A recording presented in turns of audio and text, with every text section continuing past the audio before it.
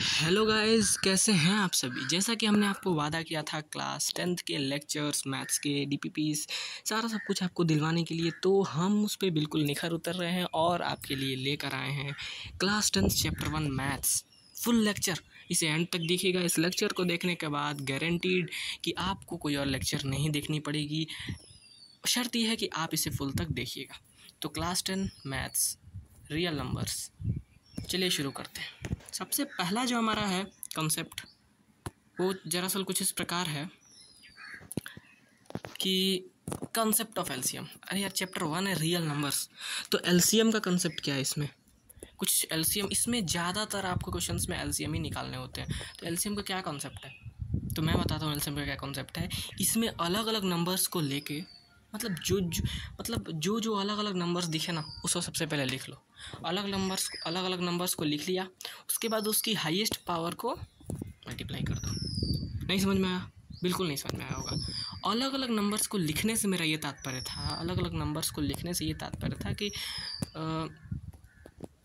जितने भी अलग अलग आपको नंबर्स दिखे ना, उसमें जितने भी नंबर्स दिखे वो लिख लो। उसके बाद उनकी हाईएस्ट पावर को मल्टीप्लाई कर दो। उसके बाद उसकी हाईएस्ट पावर को मल्टीप्लाई कर दो। अब कैसे करोगे वो मैं दिखाता हूँ आपको, रुक जाइए, सब्र करिए थोड़ा सा, मैं आपको बता देने वाला हूँ। ये देखिए, मतलब सपोज करिए, नेक्स्ट पेज में तो है ही, आइए दिखाता हूँ। 8 और 12 का आपको एलसीएम लेना है। 8 और 12 का आपको एलसीएम लेना है। तो 8 का क्या होता है फैक्टराइजेशन, 2 इंटू 2 इंटू 2, आप तो जानते ही होंगे, ऐसे करके हम फैक्टराइजेशन निकालते हैं। 8 का निकालते हैं ना, तो 8 का तो 2 इंटू 2 इंटू 2 होता है। 12 का होता है 2 इंटू 2 इंटू 3, निकाल लीजिए ना भरोसा, तो ऐसे 12 हम कर लेंगे। 2 6 या 12, 2 3 या 6 और 3 1 या 3, ऐसे निकाल सकते हैं हम। तो हमने क्या किया बेसिकली, हमने किया ये, सॉरी थोड़ा मिस्टेक हो गया। हमने क्या किया कि 12 और 8 का सबसे पहले फैक्टराइजेशन निकाला। फैक्टराइजेशन निकालने पे हमें पता चला कि ये तो 2 इंटू 2 इंटू 2 और ये 2 इंटू 3 होता है। तो मैंने 2 कॉमन देखा। ऐसे एलसीएम में नहीं करना, सबसे मेन मिस्टेक। क्या करना है तब, कैसे करेंगे, नहीं समझ में आ रहा है, बताता हूँ। ये देखा ना आपने, 2 इंटू 2 इंटू 2 और 2 इंटू 2 इंटू 3। अब अलग अलग प्राणी, मैंने बोला ना अलग अलग प्राणी को लिखना है। अलग अलग प्राणी से क्या मतलब, अलग अलग नंबर, जो भी अलग अलग नंबर्स आपको दे रखे हैं। कौन से अलग अलग नंबर्स, यहाँ पे 2 अलग नंबर है और 3 अलग नंबर है। क्या ये सारा 2 अलग अलग है? नहीं यार, 2 तो एक ही होता है। तो 2 एक नंबर मिल गया, एक 3 मिल गया। तो 2 की हाईएस्ट पावर क्या है, यहाँ पे देख सकते हैं आप लोग। 2 की हाईएस्ट पावर 3 है। यहाँ पे 2 3 बार है ना, यहाँ पे तो 2 ही बार है, तो हाईएस्ट तो 3 हुआ ना। तो 2 की हाईएस्ट पावर आपको 3 लिख देनी है, और 3 की हाईएस्ट पावर तो एक ही है, 3 बेचारा अकेला है, तो 3 आपको लिख देना है कुछ इस प्रकार से। इसको मल्टीप्लाई करने पर आपका 24 आंसर आ जाने वाला होगा। 2 की हाईएस्ट पावर 8 और 3 की हाईएस्ट पावर 1, तो 8 इंटू 3 24, तो ये 24 आ रहा होगा। तो एलसीएम इस प्रकार से निकालते हैं। उम्मीद करता हूँ कोई भी बड़े से बड़े नंबर आए, आप एलसीएम में नहीं चुकेंगे। नेक्स्ट कंसेप्ट की ओर आगे बढ़ते हैं, कंसेप्ट ऑफ एचसीएफ। ये क्या होता है, एचसीएफ क्या होता है। इसमें क्या होता है ना, जो भी कॉमन है ना यार, वही एचसीएफ है। बहुत आसान, सिंपल, जो भी कॉमन है वो एचसीएफ है। कैसे, फॉर एग्जाम्पल 8 और 12, वही एग्जाम्पल लेते हैं। हमने क्या किया, 2 इंटू 2 इंटू 2 और 2 इंटू 2 इंटू 3, ऐसे था ना यार। जो कॉमन निकले, कॉमन क्या निकल रहा है, ये 2 निकल रहा है और ये 2 निकल रहा है, बस। तो 2 इंटू 2, ये 4 आपका एचसीएफ हो गया। कुछ नहीं था इसमें, क्या था, कुछ नहीं था यार, कुछ नहीं था। तो जो भी कॉमन निकले ना, उसको निकालो पहले और मल्टीप्लाई कर दो, आपका एचसीएफ आ जाएगा। एक और बहुत बड़ी बात कि अगर कॉमन ना निकले ना, समझ जाना एचसीएफ 1 है। हमेशा ज़िंदगी में कभी भी अगर कॉमन ना निकले तो समझ जाना एचसीएफ बाबू 1 ही रहेगा।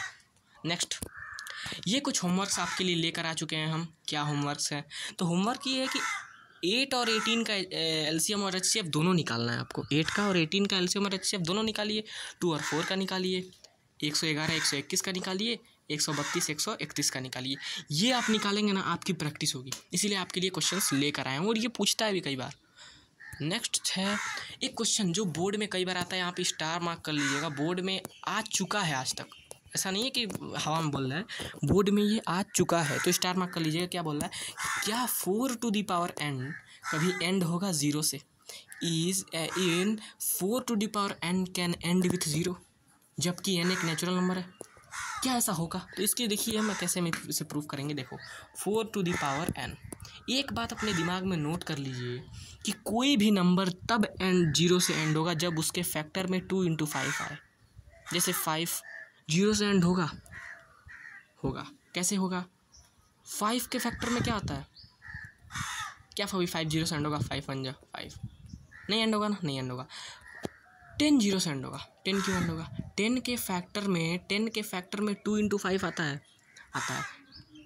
2 5 जा 10 और 5 1 जा 5। तो 10 के फैक्टर में 2 इंटू 5 आता है। तो जो भी नंबर के फैक्टर में 2 इंटू 5 आया ना, वो एंड होगा 0 से।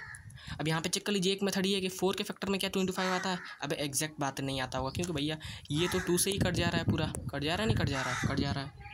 एक और प्रूफ है, रख दीजिए 4 की पावर n है ना, तो n की जगह 4 की पावर 1 रखिए, 4 आ रहा है।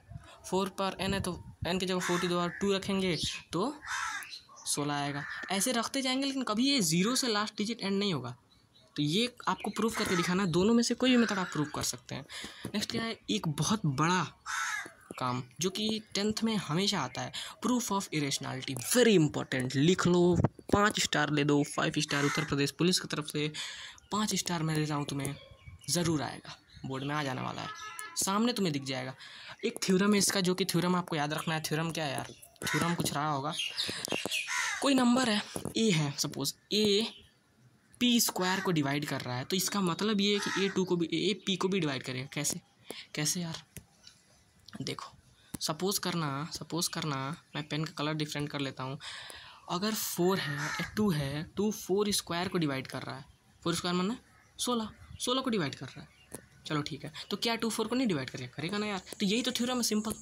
अब मैं नेक्स्ट पे क्लिक कर देता हूँ। प्रूफ करिए √2 एक इरेशनल नंबर है, ये प्रूफ करना है। चलिए प्रूफ करते हैं हम। √2 इरेशनल, वो तो जानता है सब कोई है, लेकिन प्रूफ करिए ना। √2 √3 √5 √7 ऐसे आएगा प्रूफ, आपको करना होगा। तो मैं बताता हूँ कैसे। अगर √2 एक इरेशनल नंबर, सपोज कर लीजिए ना ये रैशनल है, आपको क्या करना है, सपोज कर लेना भैया ये रैशनल है। आपको इरेशनल नहीं सपोज करना, आपको सपोज कर लेना है कि ये एक रैशनल नंबर। चेंज कर लो क्या, टिप चेंज कर लेता हूँ। चलो सपोज कर लेना ये एक रैशनल नंबर है। देखो इसमें कॉन्ट्राडिक्शन लगता है। कॉन्ट्राडिक्शन क्या होता है? कॉन्ट्राडिक्शन ये होता है कि अपनी बात को गलत प्रूफ करो। सबसे पहले तुम्हें प्रूफ करना है ना कि ये लड़का मर गया है, प्रूफ करना है। तो सपोज कर लो कि ये जिंदा है, जिंदा रहता तो बोल नहीं रहा है इतना, इसका मतलब मर गया। तो आपको इरेशनल प्रूफ करा है, सपोज पहले कर लो कि ये रैशनल है। अब रैशनल की प्रॉपर्टीज़ नहीं है तो जाहिर सी बात है इरेशनल है। तो √2 p/q लिख सकते हैं इरेशनल, जहाँ पे पी इंटीजर होगा और एक ही फैक्टर होगा पी के पास, पी और क्यू के पास। तो ये हम लिख सकते हैं। अब इन दोनों डिजिट को हम क्या करेंगे, स्क्वायर करेंगे। स्क्वायरिंग बोथ साइड्स, यहाँ पे आप लोग देख देंगे, भावनाओं को समझ सकते हैं आप लोग। तो स्क्वायरिंग बोथ साइड करेंगे, तो √2 का स्क्वायर बराबर में p²/q², ऐसे हम लिख सकते हैं। तो यहाँ पे √2 तो 2 ही हो जाएगा, तो 2q² बराबर p², q इधर आएगा ना, तो 2q² p²। तो यहाँ पे क्या कर रहा है ना, 2p को इस डिवाइड कर रहा है, देख पा रहे हो, 2 इधर जाएगा तो अपन में 2 हो जाएगा ना, तो 2p के स्क्वायर को डिवाइड कर रहा है। इसका मतलब हमने थ्योरम पढ़ा था कि अगर कोई नंबर p² को डिवाइड करे ना, थ्योरम क्या था? थ्योरम याद रखो कि अगर कोई नंबर p के स्क्वायर को डिवाइड करे तो वो p को भी डिवाइड करेगा नहीं करेगा ना। तो यहाँ पे वही हमें देखने को मिल जा रहा है कि ये जो 2 था ये तो p के स्क्वायर को डिवाइड कर रहा है यार, सेम उतर गया। तो जब ये p के स्क्वायर को डिवाइड कर रहा है तो क्या ये p को नहीं डिवाइड करेगा? तो हमने क्या दिया, ठीक है, तो 2p को डिवाइड कर दिया, तो हमने p बराबर में 2m ले लिया, अब क्या था, q² बराबर p²/2, यही था ना, क्योंकि भाई इधर 2 था, 2 इधर आया तो ऐसे ही हुआ ना, ऐसे हुआ। तो इसके बाद हमें क्या कर लेना है, इसके बाद p को हमने 2m ले रखा है, तो p को जब हमने 2m ले रखा है तो इसको हम क्या करेंगे, 2m का होल स्क्वायर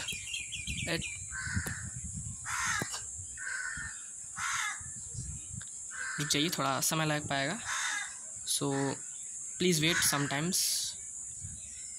हम जहाँ थे उसे याद रखिएगा, 2m का होल स्क्वायर, वो याद रखिएगा बस। अभी आपको मैं समझा देने वाला हूँ। एक्सपोर्टिंग प्रोजेक्ट हो रही है, थोड़ा डिफ़िकल्टी आ जाती है, क्या है कि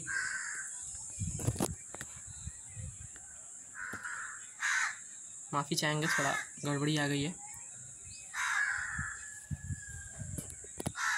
देखिए हम कहाँ थे, 2m का स्क्वायर बाई 2 करोगे, हाँ 2 से 2 कट जाएगा, ऐसा नहीं करना, ये होल स्क्वायर है तो 4m² बाई 2 करोगे तो 2 से 2 कटेगा ना, तो 2m² बचेगा। तो क्यू स्क्वायर बराबर 2m का स्क्वायर, है ना। तो 2 अब क्यू स्क्वायर को डिवाइड कर रहा है तो वही चीज़ लगाएंगे, जब 2 क्यू स्क्वायर को डिवाइड कर रहा है तो 2 क्यू को भी डिवाइड करेगा ना। तो 2m स्क्वायर बराबर में क्यू स्क्वायर होगा ना। 2m स्क्वायर बराबर में क्यू स्क्वायर होगा, ये वाला काम होगा। जब ये वाला काम होगा तो क्या इसका मतलब क्या होगा, इसका मतलब आप समझिए कि 2 p को भी डिवाइड कर रहा है, 2 q को भी डिवाइड कर रहा है ना। जब 2 p को भी डिवाइड करे, 2 q को भी डिवाइड करे, इसका मतलब क्या हो गया, आपको बस यूँ समझना है इसका मतलब क्या हो गया। इसका मतलब तो ये हो गया ना, ये ध्यान से सुनिए, इसका मतलब ये हो गया कि 2 कॉमन फैक्टर है p और q का। इसका मतलब यही हुआ ना कि 2 p और q का कॉमन फैक्टर है। बट हम तो जानते हैं कि p अपॉन q का एक ही कॉमन फैक्टर है, सिर्फ 1। तो 2 कहाँ से आ गया, इसका मतलब कि ये रैशनल नंबर नहीं है। तो हम यहाँ पे लिखेंगे लास्ट लाइन की since our assumption is wrong that 2 is rational, √2 is rational, therefore √2 is irrational। ऐसे लिख के हमें क्वेश्चन को एंड कर देंगे। बहुत सिंपल सीधा है। फिर से बताता हूँ एक बार कि सबसे पहले हमें उसे प्रूव करना है कि भाई वो रैशनल है। रैशनल की प्रॉपर्टीज़ √2 बराबर p/q। अब रैशनल की प्रॉपर्टीज़ को फॉलो कर रहा है, चेक कर लो स्क्वायरिंग बोर्ड साइड करके।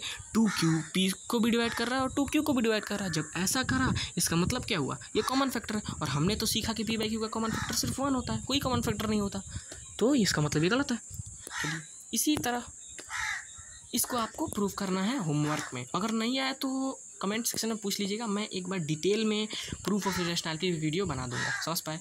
तो √5 और √3 को आप इरेशनल प्रूफ कर दोगे तो कोशिश करिएगा प्रूफ करने की, प्रूफ करिए। और प्रूफ करने के बाद ना आए तो पूछिए। ये दोनों प्रूफ कर दोगे, 2 मैंने करवा रखा है, तो आपको मतलब सादा सिंपल प्रूफ करना आ जाएगा। अब एक बड़ा कॉन्सेप्ट है, नेक्स्ट कॉन्सेप्ट, बहुत ही मतलब ये एग्ज़ाम में ज़्यादा नहीं पूछा जाता बट है तो पूछ सकता है। Mixed proof. मिक्स्ड प्रूफ क्या है यार, मिक्स्ड प्रूफ ये है कि सपोज आपको दे दिया प्रूफ करो 3 + √2 इरेशनल है। अभी तक तो हमने बस √2 को इरेशनल कहा, अब 3 + √2 इरेशनल है। कैसे प्रूफ करो, कैसे करोगे प्रूफ, हाउ का यहाँ पे सवाल उठ जाता है, कैसे करेंगे प्रूफ। ये बहुत बड़ा सवाल है, हाउ का उठता है कि कैसे प्रूफ करें, हमें तो आ ही नहीं रहा। तो चलिए देखते हैं। देखो 3 + √2 को इरेशनल प्रूफ करना है ना। सपोज कर लो सबसे पहले ये रैशनल है, हमने तो ये सीखा ना, हमने तो ये सीखा कि सबसे पहले कॉन्ट्राडिक्ट करो कि ये रैशनल है। रैशनल तो ये p/q होगा, जहाँ p ये वो होगा। अब मैंने क्या देखा कि 3 को इधर ले आया तो माइनस में हो गया, तो √2 बराबर p/q माइनस में 3 हो गया ना। तो ये p/q माइनस में 3 तो रैशनल है। रैशनल नंबर में से रैशनल नंबर घटाने पे रैशनल ही मिलता है। रैशनल से रैशनल में जो भी तुम करो ना रैशनल ही मिलेगा। तो ये तो रैशनल है, LHS आपका रैशनल है, बट RHS रैशनल है। LHS √2 हमने अभी प्रूफ करा है कि वो इरेशनल है। इसका मतलब अगर क्वेश्चन में नहीं दे रखा है ना कि √2 इरेशनल, तो आपको उसको भी प्रूफ करना पड़ेगा। √2 को इरेशनल यहाँ से ही प्रूफ करना चालू करना पड़ेगा, बट हमने तो अभी सीखा, आप तो प्रूफ कर सकते हो। इसीलिए ज़्यादा लंबा ना करते हुए हम ये बता रहे हैं कि √2 तो एक इरेशनल नंबर। इसका मतलब क्या हुआ कि √2 नहीं इक्वल है p/q माइनस 3 के, नहीं इक्वल है, क्योंकि ये तो इरेशनल है, ये तो रैशनल है। तो रैशनल इरेशनल कभी इक्वल हो सकता नहीं हो सकता ना यार। तो इसीलिए LHS और LHS बराबर है, तो हमारा कॉन्ट्रडिक्शन गलत है और 3 + √2 एक इरेशनल नंबर है। इस तरह से इसे प्रूफ कर देंगे, मिक्स्ड प्रूफ है ये। तो आइए नेक्स्ट देखते हैं। ये 2 होमवर्क्स आपके लिए दे रखा है। कोई भी कंसेप्ट पढ़ाने के बाद मैंने 2 या 4 क्वेश्चन आपके लिए लेकर आया हूँ, बहुत इंपॉर्टेंट है, ज़रूर करिएगा। 7 - √3 और 3 √2, 3 √2 ये मिक्स्ड है ना, तो इसको करिएगा।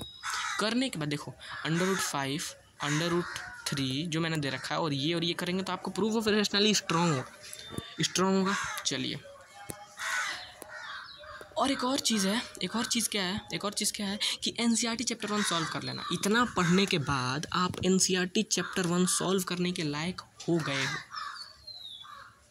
एक और चीज़ इसमें मैं बता दूं, करंट पेज डुप्लीकेट करके एक और चीज़ इसमें बता दूं, जो कॉन्सेप्ट पूछा जा सकता है, NCERT में पूछा गया है, वो ये है 1-2 क्वेश्चन आप NCERT के शायद ना कर पाओ। मैं बता रहा हूँ जो कॉन्सेप्ट अभी इसमें नहीं पढ़ाया है मैंने, वो कि क्या होता है ना कि कंपोजिट नंबर आपके NCERT में पूछा गया है कि ये बताइए क्या ये कंपोजिट है, इसे बताइए क्या है, पूछा गया कि क्या ये कंपोजिट है, क्या है कंपोजिट क्या होता है, एक से बड़ा हो, ऐसे एक से बड़ा हो और उसके 2 से ज़्यादा फैक्टर हो। तो पूछा जाएगा, NCERT में पूछा भी जा रहा होगा 7 × 1 × 3 × 2 + 6, क्या ये कंपोजिट है। इस सबको पहले क्या करो, मल्टीप्लाई प्लस करके जो भी आपके पास आंसर निकले ना वो ये नहीं कि क्या निकलेगा, जो भी आंसर निकले उस आंसर को फैक्टराइज कर दो। अगर उसके फैक्टर 2 या 2 से ज़्यादा आए, 2 या 2 से ज़्यादा आए तो वो कंपोजिट है, तुरंत टिक कर दो। एनसीईआरटी के इस क्वेश्चन को आप कर पाओगे।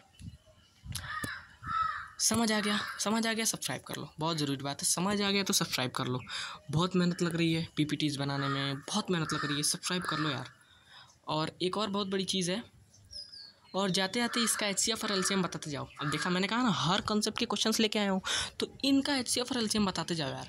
m² n cube, m² n cube और m³ n स्क्वायर, है ना। इसका HCF और LCM बहुत आसान है, बहुत सिंपल है। अगर वो कॉन्सेप्ट आप यूज़ कर पा रहे होगे तो बताते जाओगे। नहीं समझ में आ रहा? नहीं समझ में आ रहा? रुकिए, मैं आपको यहाँ करके ही बता देता हूँ, क्योंकि भाई कई बच्चों को नहीं समझ में आएगा, फिर वो इंटरेक्ट करने लगेंगे, तो मैं यहाँ पे उन्हें करके बता देता हूँ। इसमें सिंपल सादा कुछ करना नहीं है, कुछ वो नहीं है। इसमें क्या है कि हमने पेन टाइप चूज़ कर लिया, हमने टिप चूज़ कर लिया छोटा सा। अब देखिए, एक बात सुनिए कि m² n क्यूब और m³ n स्क्वायर, इसमें सबसे पहले HCF निकालना में कॉमन क्या निकल रहा है, n² कॉमन निकल रहा है, m² कॉमन निकल रहा है, तो m² n स्क्वायर HCF हो गया। और LCM m की हाईएस्ट पावर और m की हाईएस्ट पावर n की हाईएस्ट पावर, तो m³ n क्यूब आपका LCM निकल गया। Simple concept. थैंक्स, ज्वाइन कर लीजिएगा नेक्स्ट टॉपर, मतलब सब्सक्राइब कर लीजिएगा। और चैप्टर 1 में वर्ड प्रॉब्लम्स भी हैं एनसीईआरटी में, LCM और HCF के कॉन्सेप्ट के वर्ड प्रॉब्लम्स भी हैं। तो वर्ड प्रॉब्लम्स मैंने इस वीडियो में नहीं दिया क्योंकि ये लंबा हो जाएगा, ज़्यादा लंबा हो जाएगा, तो इसलिए क्या हो रहा है कि उसके लिए ये वीडियो तो लंबी हो जाती है। वर्ड प्रॉब्लम की नेक्स्ट वीडियो फुल डिटेल में मैं 20 मिनट करा दूँगा, जिसका आपका कॉन्सेप्ट क्लियर हो जाएगा। समझ में आ गया? सब्सक्राइब कर लो। इसी के साथ चलते हैं। थैंक्स। वर्ड प्रॉब्लम्स की वीडियो 2 दिन के अंदर आने वाली है, उससे देख लीजिएगा। चैप्टर 1 दूध की तरह क्लियर हो जाएगा। उसमें जो आपके डाउट्स है कमेंट सेक्शन में आप दे रहे होगे, वो भी उस वीडियो में मैं क्लियर कर पा रहा हूँगा। और DPP चैप्टर 1 की मैं दे दूँगा कल, उसे सॉल्व कर लेना। ठीक है, चलता हूँ। Bye. Thank you very much.